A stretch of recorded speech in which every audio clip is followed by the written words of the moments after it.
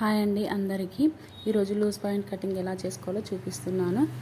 నడుము కుచ్చుల పాటు నుండి పాయింట్ పొడవు వచ్చేసి 31.5 ఇంచులు తీసుకోవాలి. అలాగే కాలు కింది భాగం లూజ్ వచ్చేసి 7.5 ఇంచులు 7.5 ఇంచుల దగ్గర మార్కింగ్ చేసుకోవాలి.